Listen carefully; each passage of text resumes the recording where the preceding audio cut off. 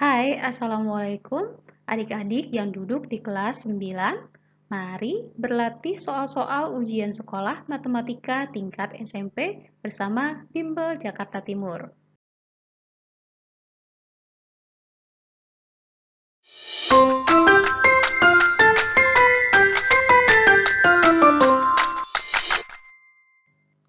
Pada soal yang pertama, Andika mengikuti tes matematika yang terdiri dari 50 soal.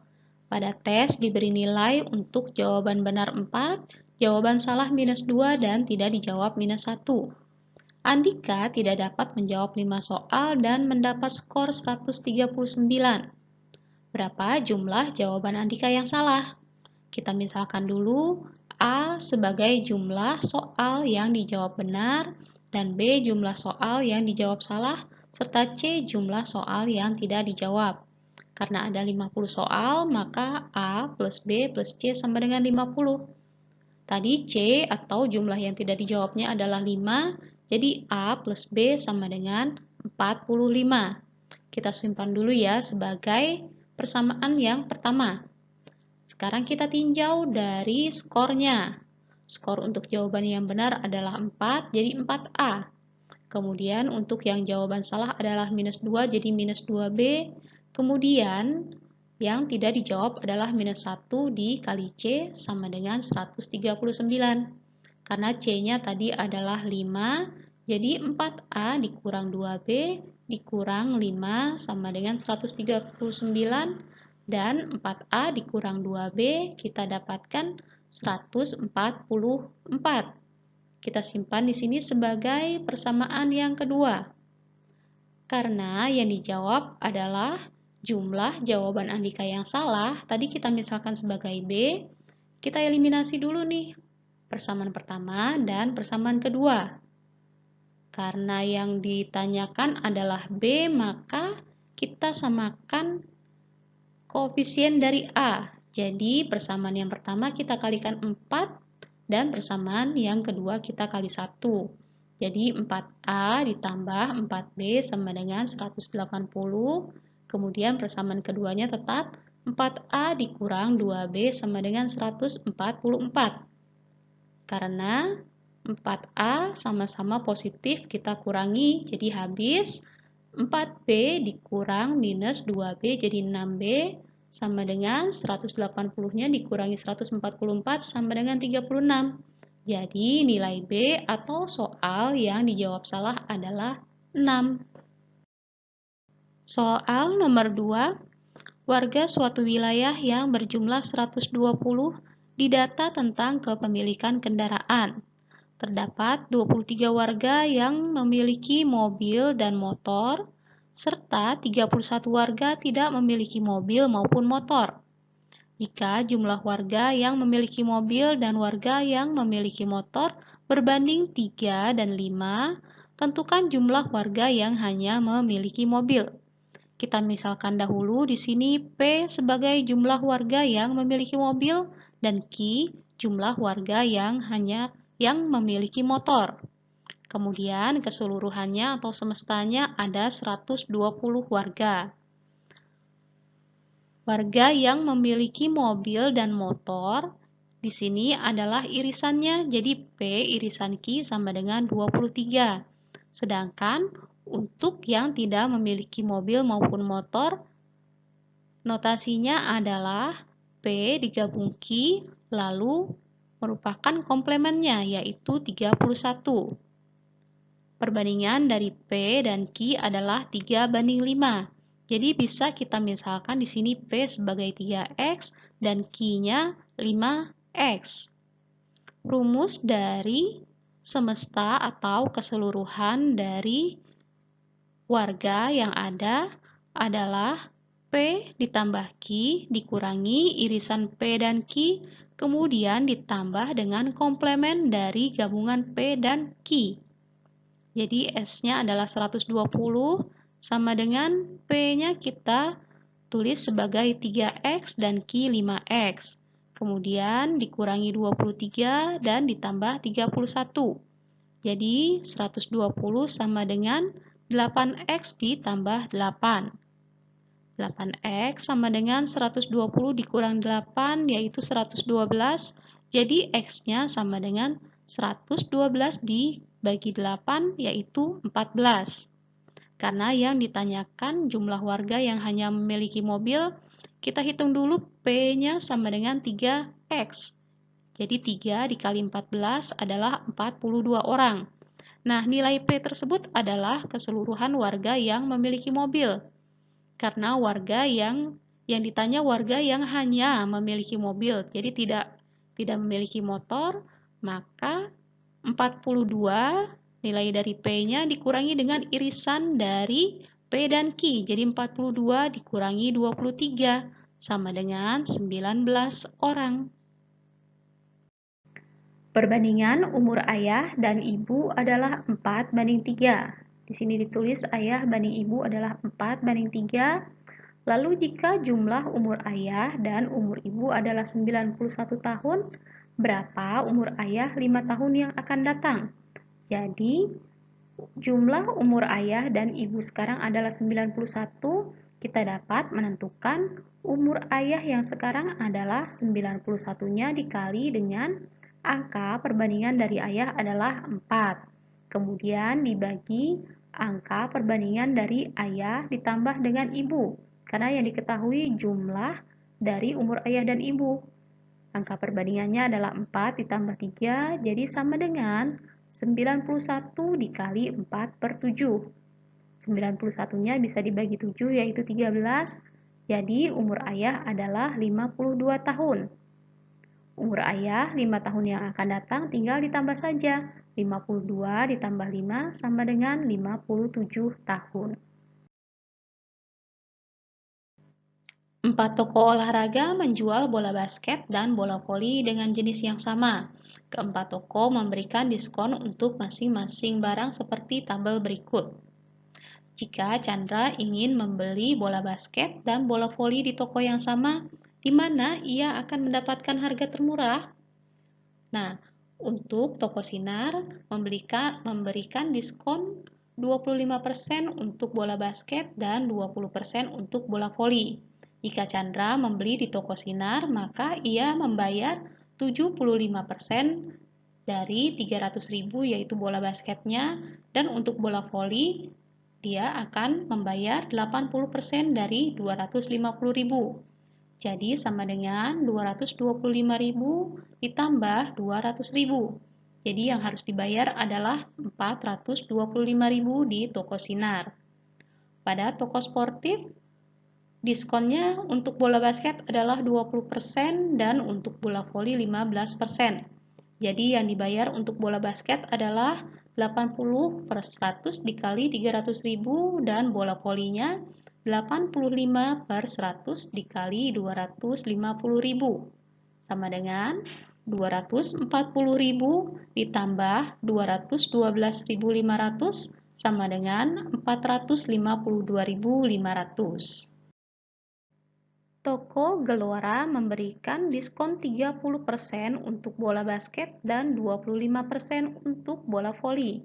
Jadi yang harus dibayar adalah 70% dari harga bola basket dan 75% dari harga bola voli. Sama dengan 210.000 ditambah 187.500 sama dengan 397.500. Di toko Asia, bola basketnya mendapat diskon 15% dan bola voli 20%. Jadi yang harus dibayar adalah 85/100 dikali harga bola basket ditambah 80/100 dikali harga bola voli.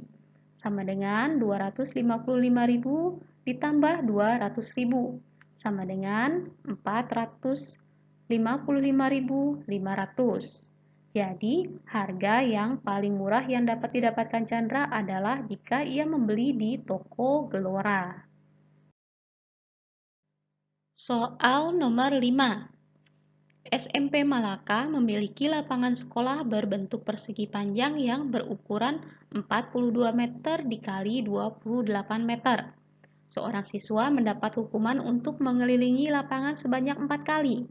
Berapa jarak yang ditempuh siswa tersebut? Ukuran 42 meter dikali 28 meter artinya adalah panjang dari lapangan sekolah adalah 42 meter dan lebarnya 28 meter. Rumus keliling persegi panjang adalah 2 dikali panjang ditambah lebar.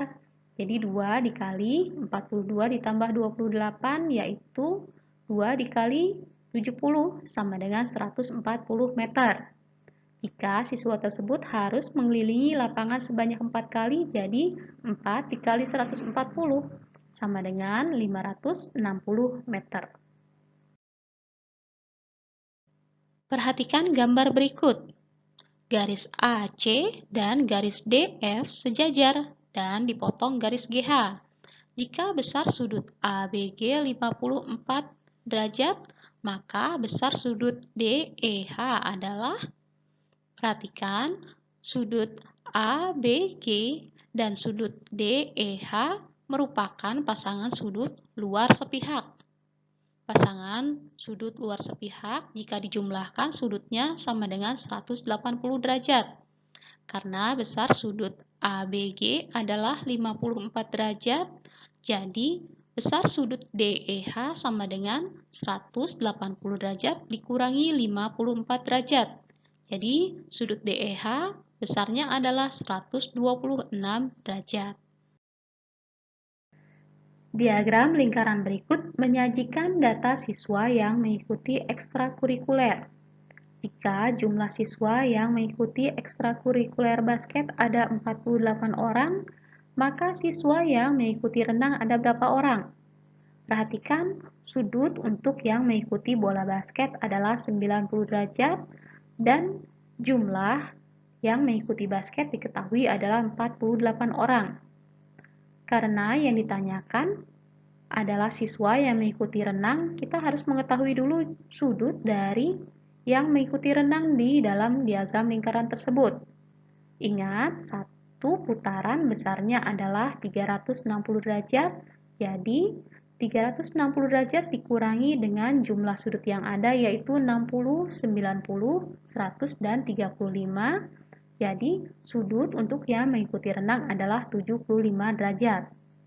Jadi, kita bisa hitung jumlah siswa yang mengikuti renang adalah 48 dari jumlah yang mengikuti basket, kemudian dikali dengan sudut yang mengikuti renang dibagi dengan sudut yang mengikuti basket. Sama dengan 48 dikali sudutnya kita sederhanakan menjadi 5/6, jadi sama dengan 40 orang. Gambar berikut menunjukkan pola bilangan dari jumlah batang yang membentuk bangun datar. Kita hitung dulu, pada pola pertama ada 1, 2, 3, ada 3 batang. Pada pola yang kedua ada 1, 2, 3, 4, 5. Pola yang ketiga ada 1, 2, 3, 4, 5, 6, 7. Dan pola yang keempat adalah 9, sehingga terlihat di sini 3, 5, 7, 9 adalah barisan aritmatika dengan suku pertama atau U1-nya adalah 3 dan selisihnya atau B sama dengan 5 dikurangi 3 yaitu 2. Rumus suku ke N dari barisan aritmatika adalah A ditambah N dikurang 1 dikali B. Untuk menghitung pola ke-12, jadi rumusnya adalah U12 sama dengan 3 ditambah N-nya adalah 12, kemudian dikurangi 1 dan dikalikan dengan 2. Jadi sama dengan 3 ditambah 11 dikali 2. Kalikan dulu 11 dengan 2-nya yaitu 22, kemudian ditambah 3 sama dengan 25. Pada soal nomor 9 diketahui barisan 2, 3, 6, 11, 18, dan selanjutnya. Lalu akan kita hitung suku ke-20 barisan tersebut. Perhatikan selisih dari 2 dan 3 adalah 1, 3 ke 6 selisihnya 3, 6 ke 11 adalah 5, dan 11 ke 18 adalah 7. Selisihnya jadi belum tetap ya, tetapi masih beraturan. Dengan selisihnya lagi dari 1 ke 3, 3 ke 5, 5 ke 7 adalah 2. Nah, barisan tersebut karena mempunyai selisih yang tetap di tingkat kedua, maka merupakan barisan aritmatika tingkat 2. Rumus suku ke N dari barisan aritmatika tingkat 2 adalah AN kuadrat ditambah BN ditambah C. Lalu, bagaimana cara kita menentukan nilai A, B, dan C? Perhatikan, tadi selisih yang di tingkat kedua adalah 2. Nilai tersebut sama dengan 2A. Jadi 2A sama dengan 2 dan A-nya sama dengan 1. Kemudian, selisih pada tingkat pertama, di barisan yang pertama, 3A ditambah B, nilainya sama dengan 1. Karena tadi kita sudah dapatkan nilai A-nya adalah 1, jadi B sama dengan 1 dikurangi 3, jadi nilai B-nya adalah minus 2. Nah, suku pertama dari barisan tersebut nilainya sama dengan A plus B plus C. Tadi A-nya 1, B-nya minus 2, dan ditambah C sama dengan 2. Sehingga nilai C-nya adalah 2 dikurangi 1 ditambah 2 sama dengan 3. Jadi, untuk menghitung suku ke 20 barisan tersebut adalah A-nya 1 dikali N-nya adalah 20, kemudian dikuadratkan. Ditambah B-nya tadi minus 2, kemudian dikali N-nya 20 dan ditambah C-nya 3. Jadi 400 dikurangi 40 ditambah 3 sama dengan 363. Perhatikan diagram Kartesius berikut. Terdapat titik P, Q, dan R. Yang ditanyakan adalah kedudukan titik R terhadap titik P. Karena yang ditanya kedudukan terhadap titik P, maka titik P tersebut kita jadikan sebagai pusat koordinat yaitu 0,0. Kemudian titik R-nya kita lihat berada di sebelah kiri 3 satuan dari titik P dan di atas titik P sebanyak 5 satuan. Sehingga kedudukan titik R atau koordinat titik R terhadap titik P adalah minus 3,5.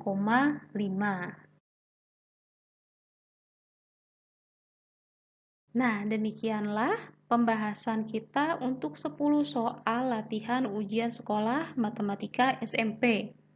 Supaya durasinya tidak terlalu panjang, kita lanjutkan di video berikutnya ya. Semoga bermanfaat. Wassalamualaikum.